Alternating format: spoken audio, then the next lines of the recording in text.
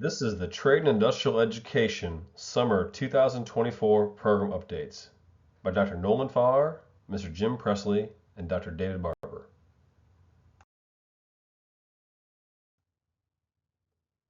Hi, my name is Nolan Farr, and here's the program updates for the areas that I manage. First, a quick introduction. My name is Nolan Farr, and I'm a T&I Education Program Consultant. And the courses that I oversee and work with are all the construction courses, where we have construction core. We have 3 masonry courses, 3 carpentry courses, 3 electrical trades, 2 solar, 3 HVACR, and 3 plumbing courses. Next, I do handle the drafting courses, which is an introductory course, an architectural pathway, and the drafting engineering pathway. I also handle the woodworking courses and some middle school exploring construction courses.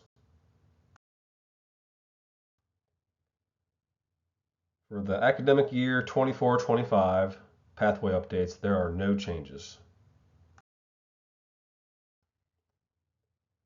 Next up are the academic year 2024-25 course updates. For IV23 Drafting 3 Engineering and IC63 Drafting 3 Architecture, the status for these courses for the 24-25 school year is standard. The proof of learning is local, and there will be some discussion and professional development during summer conference this year.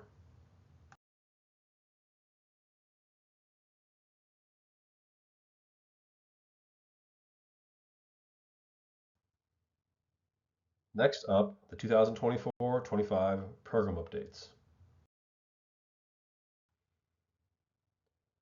For drafting program information, an important reminder for Autodesk CAD software. It's a reminder for the PSU IT staff to renew access via the Autodesk EDU account. This needs to be renewed annually using the link below as instruction. Next, for all other Autodesk education support, please go to autodesk.com/education/support. We do have a Certiport contact, which we've seen at summer conference and many of our professional development events. And this is Christy Dye, the North Carolina Territory Manager. You can see her email if you need help with Autodesk user credentials for AutoCAD, Revit, and Inventor.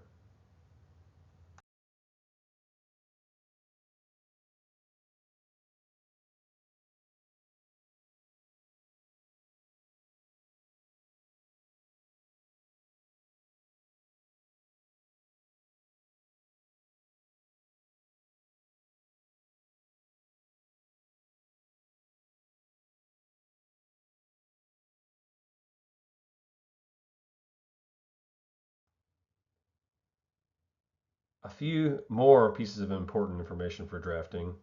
For our professional certifications, which are no longer the proof of learning, but are aligned certifications, please contact ThinkEDU.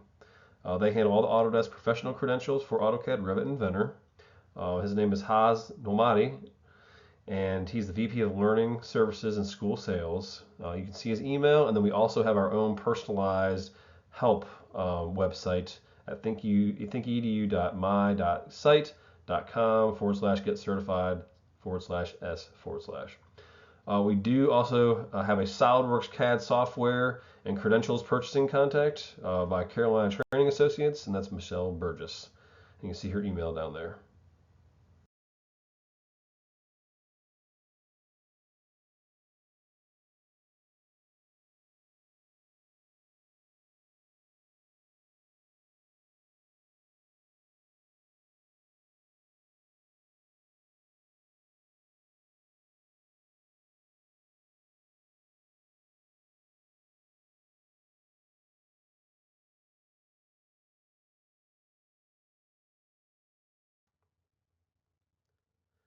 Next up, as always, is some construction program information. This is not all new, but just some reminders. First is NCCER Craft Instructor Certification. We have a lot of new programs or a lot of turnover. So it's just a reminder that to teach construction courses, as you know, individuals must have that T&I construction license 74026. Furthermore, once you get that license, you'll be required to complete NCCER instructor certification training or ICTP training, and you must qualify that through your work experience. So teachers must have a minimum of 2 years of work experience. They'll be verified by DPI for each craft area the teacher will teach. Okay, so they may be initially or ICTP certified or craft certified for masonry, but if they wanted to teach carpentry, they need to prove that they have the 2 years of work experience for carpentry. So currently they are limited to teaching into areas where they have that background experience, so that students have the proper experienced instructor. However, additional areas can be added if they can provide proper experience to me, Nolan Farr, or they can actually pass the credentials of the courses they wish to teach. That's another way to do that. So please contact me for questions. There's also some important people to contact information to get to know for NCCER for our construction programs. First, that's me. I'm the NCCER NCDPI director. Okay, I can work with program information, so for the different schools. I can give portal permissions for new instructors, new proctors, and I can also help align or set up instructor or proctor certification training, and you can see my information right there. Next, for credential data issues, we have an NCCER contact that can help with account management, credential data inquiries, and miscellaneous support. And that's Nicole Kittler. She's a senior workforce development. And you can see her information. And third, if you're interested in purchasing textbooks or NCCER Connect, which is their Versal digital platform, all that purchasing goes through Regina Forbes, the executive director for NCCER programs. And you can see her information. Next, there are a couple of NCCER textbooks that have expired that cannot be used. The first one, the most important, is the Construction Core 5th edition. That expires here in end of this month, June 30th, 2024. So you'll need to move to the 6th edition. And then also for IC 41, 42, and 43, the Electrical 9th edition is expiring next June 30th. So there's a year left on that. And there's also a 10th and an 11th edition that have come out that teachers will need to move to.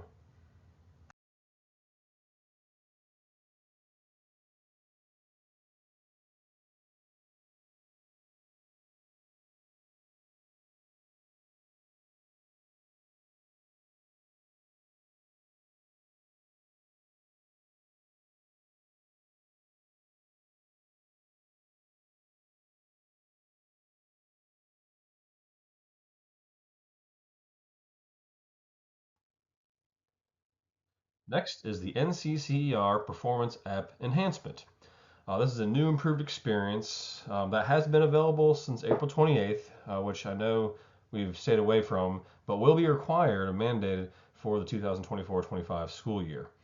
This will have a new interface that requires fewer computer clicks. You'll be able to do multiple evaluations that can be conducted simultaneously. You can choose all of your performance profiles that are required for that entire course at once, and then come back and add your data as you're evaluating your students. There's new help features with task-based videos that will assist in learning the new web interface. And there's also some things that help the experience move a little faster, a little more efficient, and will also will help teachers avoid making mistakes. I would encourage all instructors to learn this new interface through some of the PD that's out there. There is some how-to videos if you want to do some in-need or in-time learning. There's also some webinars which you can register for that are live. We can answer or ask questions. And then we have worked with NCCER to come up with some fall webinars that will be hosted by us, and those dates will come out shortly.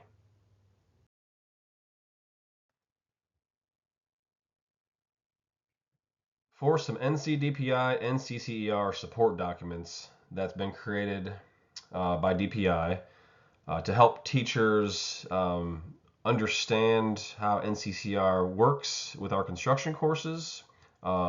Please go to this link or use your QR code to get there. And this goes to a Google Drive, and all these documents are also on Moodle. But this is also an easy way for teachers and CIMCs to get a hold of resources like a quick resource guide. And these will be updated every year. There's a testing evaluation guide that has instructions for how to use the NCCER learning platform and testing and performance testing platform.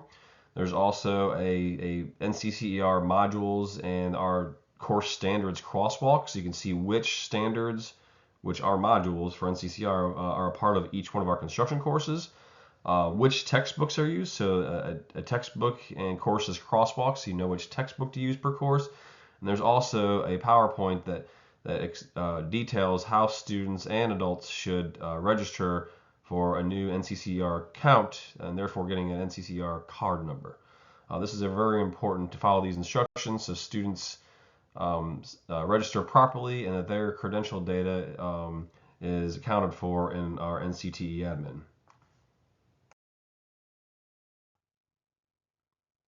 Last but not least, just a little bit of woodworking program information. We've had some new woodworking programs start or be implemented in the last couple of years, and a common question is, what is the kind of the steps for adding a woodworking program? And there is, of course, on our NCT admin or the CMS, you can look up some of this information, but first, the teacher does need to be able to establish that school as an education member. Then the teacher will become an accredited skill evaluator for the saw blade certification, and there is an online basically steps to be able to do that. And then knowing what instructional materials, those are kind of the starts. Of course, there's an equipment guide that you can find and download. That's important as well to make sure you have the facilities, equipment, and then you have a properly certified teacher. But if there's any questions, please let me know. Thank you. Hello, I'm Jim Presley, and I'll be going over my program area updates.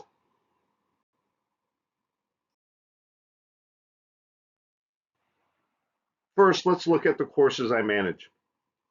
I manage the automotive service courses, the collision repair courses, welding, and metals manufacturing. I also work on the middle grade courses, TY40, Exploring Safety and Tools in the Trade, and TY56, Exploring Automotive Service.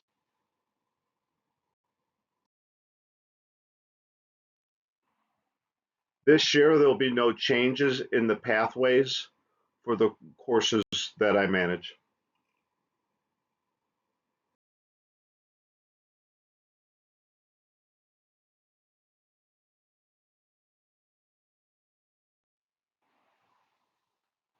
So let's dive into the course updates for the 24-25 school year.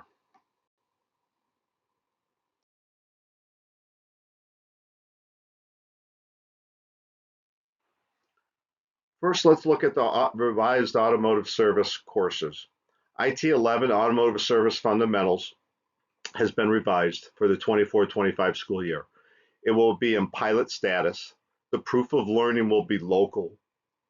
There is a new curriculum guide that can be found in the Moodle, new standards, added a credential, which we'll discuss, and an updated equipment guide.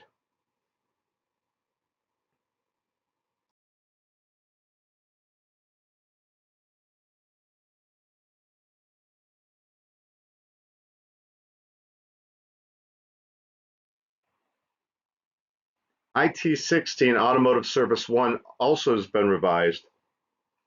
It will be in pilot for the 24-25 school year. The proof of learning will be local. It also has a new curriculum guide, completely new standards, and an updated equipment guide.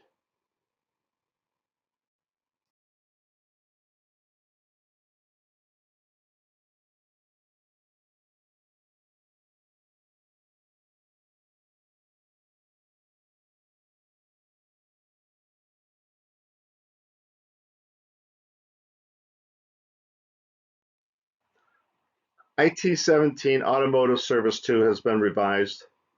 It will be in pilot for the 24-25 school year. The proof of learning is a credential. Though this is not a new credential, it is new to use it as the proof of learning. The credential is the ASE student entry level certification taking the MLR test. So it's the ASE student entry level credential with the MLR test. There's a new curriculum guide, new standards, and an updated equipment guide also for this course.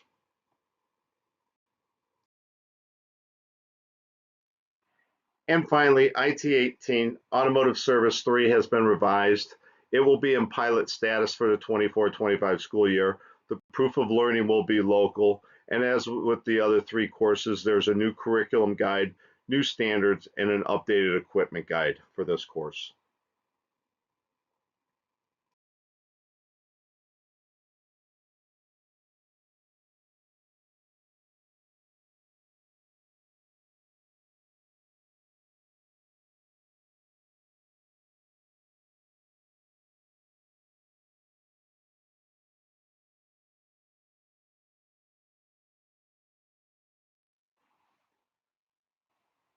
As mentioned earlier, IT 11 Automotive Service Fundamentals has a new credential associated with it.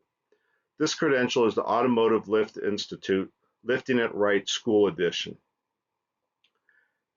This credential can be purchased for students from SP2 at a cost of $3.99 per school. That covers all the students. Or it can be purchased from the Automotive Lift Institute at $20 per student.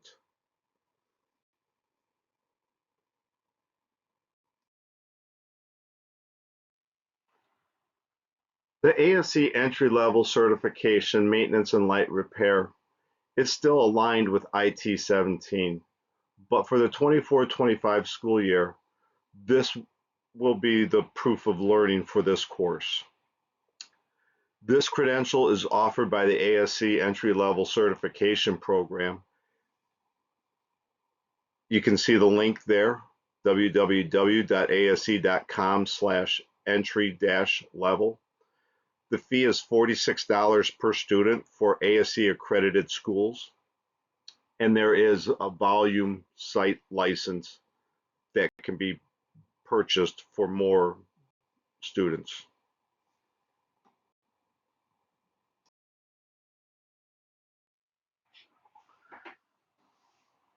The North Carolina State Board of Education policy has been updated on ASE accreditation.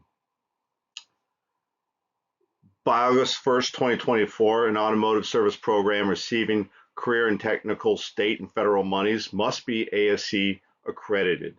Those requirements include local review of current automotive program standards, local program self-evaluation, local program review by the ASE Education Foundation, they review the application, and then the on-site evaluation by an ETL and on-site team. You can see the updated policy in the link below.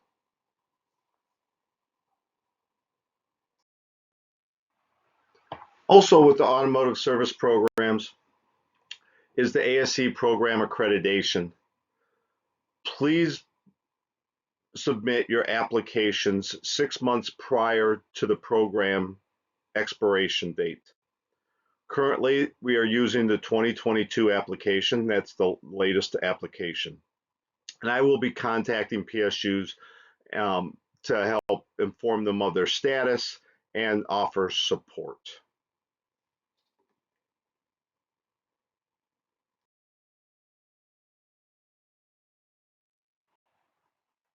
Also, upcoming professional development opportunities for automotive service are the ASE technical webinars that are offered throughout the school year. They will resume in the fall.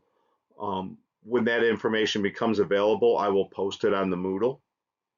Also, the Automotive Service and Technology Expo is in Raleigh, Durham. This is an excellent way to get technical update training and meet industry professionals and networking. It will be September 26th to the 28th in the Raleigh Durham area. Please see the attached link for more information.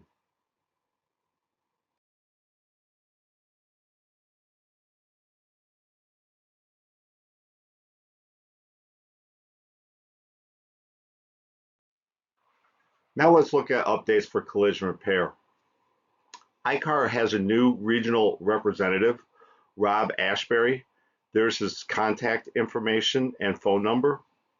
He's been a great help recently. Also, the Collision Repair Education Foundation has the school solution survey. For doing this survey, you'll receive free software and various subscriptions. And then also the professional development, ASC's technical webinars. Some of the ones with the automotive are focused on collision repair. When those come out, I will post it on the Moodle. Usually it's one every month or two. They'll be focused on collision repair. They're great topics that can help keep you updated and also use in class.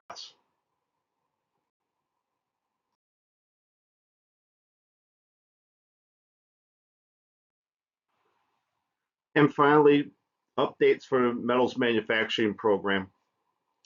The Haas Technical Education Community, there's a link in the notes, is a great resource for teacher training, online resources, and big discounts for tools and equipment from the Haas Corporation. Also for professional development. In the fall will be the North Carolina Haas Technical Education Conference. It will be held in Rockingham Community College. Rockingham Community College is found just north of Greensboro, and it will be held on Thursday, November 7th. Once more information and registration information is available, I will share it on the Moodle with everyone. This is an excellent opportunity to get update training and meet other instructors. It's both secondary, post-secondary, and it's industry support and education. So it's a great opportunity.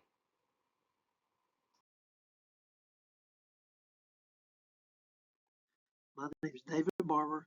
I'm a trade and industrial education consultant with the Office of Career and Technical Education.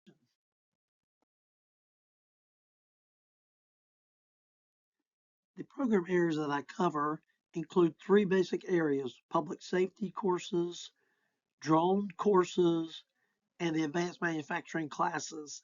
Now, understand that the advanced manufacturing courses are moving to local course option in the year 25-26 school year.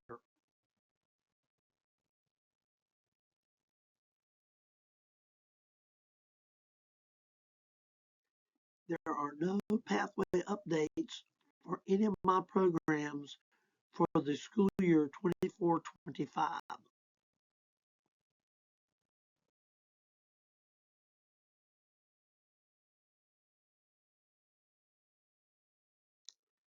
There are a couple of course updates for my program areas during the 24-25 school year. One of the courses that is being updated for the 24-25 school year is IP51 Emergency Management 1. This course will be going into pilot status as we evaluate the program. Proof of learning is the credential. There'll be new standards and the curriculum guide has been updated. Alignment is driven by the North Carolina Department of Public Safety Emergency Management. There'll be 2 face-to-face certifications that are now required prior to teaching IP51 Emergency Management. We are offering training at the summer conference And additionally, training will be available at the TNI Fall Conference in November. There are 17 different certifications through the FEMA that are tethered together to make up this proof of learning for this course.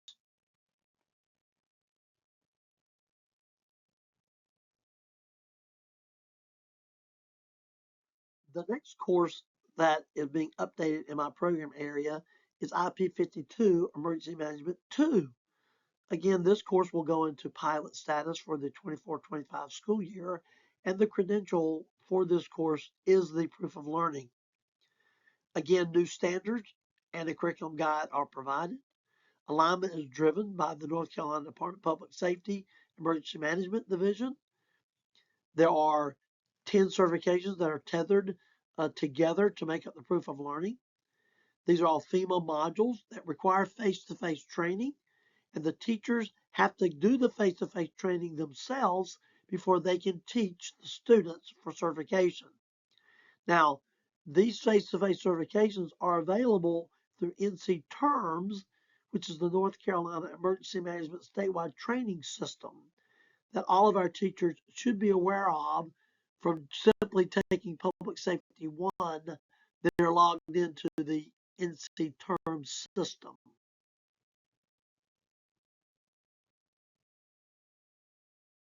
Next, let's look at any of the program areas that I cover, any changes or emphasis that we would like to discuss.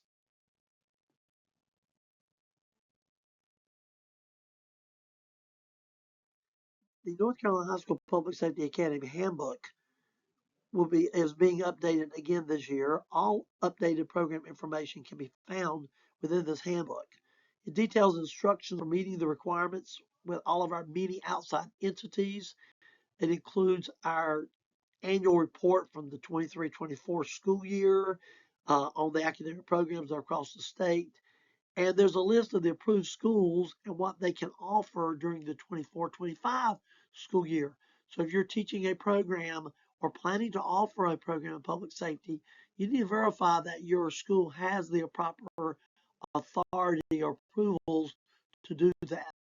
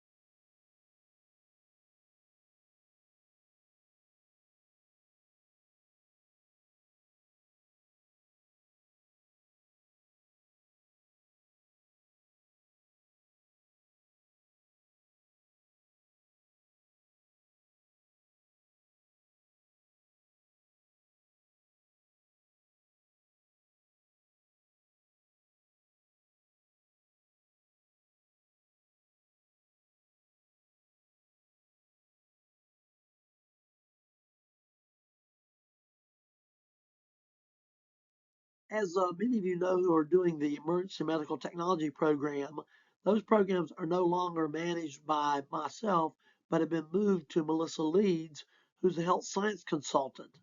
Those courses will be moving themselves from trade industrial education courses to health science courses officially in the 25-26 school year.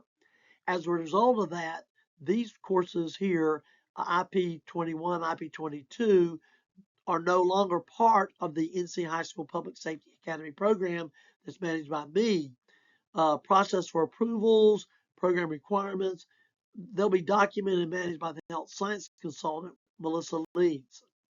So if you have any questions or want any information on that, please reach out to Melissa Leeds with the health science program area for instruction.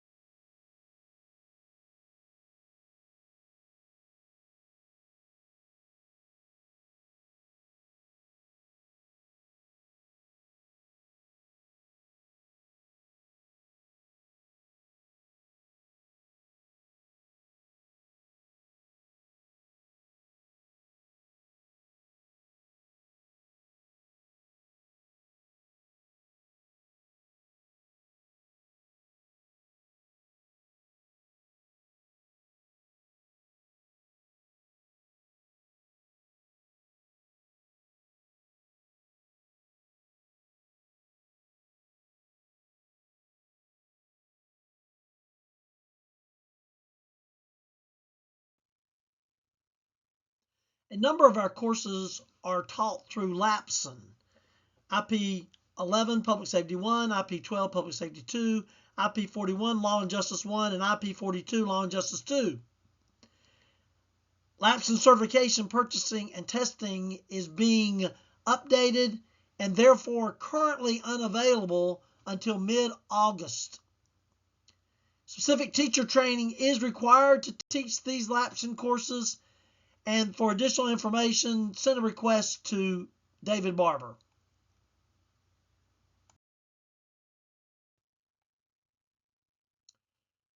ID 11, Drone Technology 1.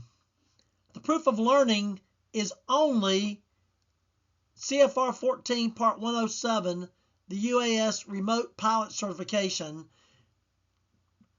this coming year, school year 24-25.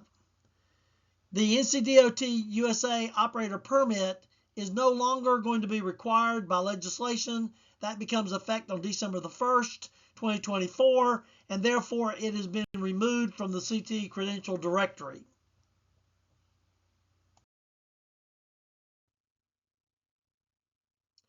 ID 12, Drone Technology 2. In the school year 24-25, it is now inherently honors. No longer do you need to create a portfolio or anything to achieve honors. It's inherently honors. Now, to teach this course, there is some specific teacher training that is required so that you can certify students. If you're interested in that, please send an email to David Barber, and I'll be glad to help you make sure you have what you need.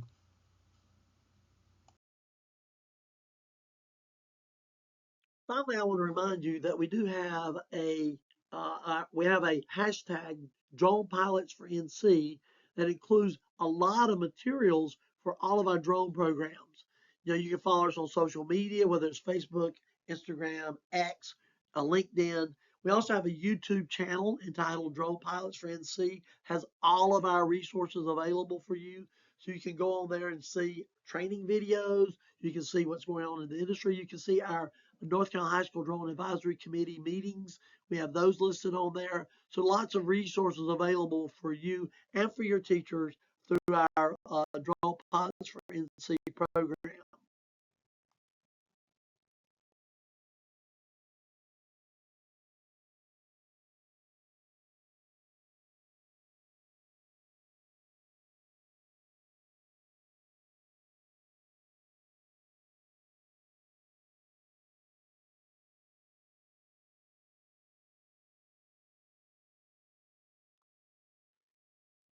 We like to remind you that CTE does have its own hashtag CTE for NC. You can follow us on social media. You can tag us with your CTE social media post. We have Facebook, Instagram, X, LinkedIn, and YouTube channels for your ease of communication.